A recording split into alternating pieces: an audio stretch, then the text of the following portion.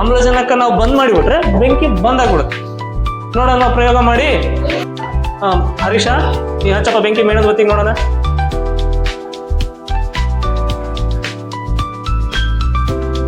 ಮೇಣದ ಬತ್ತಿ ಉರಿತಾ ಇದೆನಾ?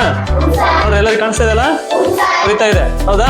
ಈಗ ನಿಮ್ ಸುತ್ತನೂ ಗಾಳಿ ಇದೆ, ಮೇಣದ ಬತ್ತಿ ಉರಿತಾ ಇದೆ. ಇವಾಗ ನಾವು ಮೇಣದ ಬತ್ತಿನ ಒಂದೇ ಮುಚ್ಚಬೇಕು. ಹೌದಾ? ಆ ಮೇಣದ ಬತ್ತಿಯನ್ನ ಪುಷ್ಪ ನಿಮ್ ಮುಚ್ಚಮ್ಮ ಗ್ಲಾಸ್ ಇಂದ. ನೋಡಿ, ಗ್ಲಾಸ್ ಒಳಗೆ ಉರಿತಾ ಇದೆ ಮೇಣದ ಬತ್ತಿ. ನೋಡ್ರಿ, ಬರ್ತಾ ಬರ್ತಾ ಕಡಿಮೆ ಆಗ್ತಿದೆ ನೋಡ್ರಿ. ಏನಾಯ್ತು? ಯಾಕೆ ಆರೋಯ್ತು?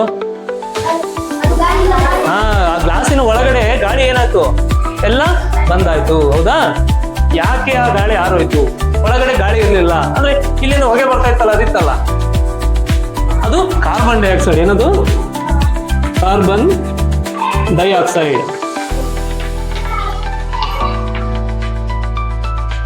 ಈ ಕಾರ್ಬನ್ ಡೈಆಕ್ಸೈಡ್ ಬೆಂಕಿ ಉರ್ದು ಗ್ಲಾಸ್ ತುಂಬಾ ಹರಡ್ಕೊಂಡ್ಬಿಡ್ತು, ಗ್ಲಾಸ್ ತುಂಬಾ ಮುಚ್ಕೊಂಡ್ಬಿಡ್ತು. ಒಳಗಡೆ ಗಾಳಿನೇ ಇಲ್ಲ, ಆಕ್ಸಿಜನ್ ಇಲ್ಲ.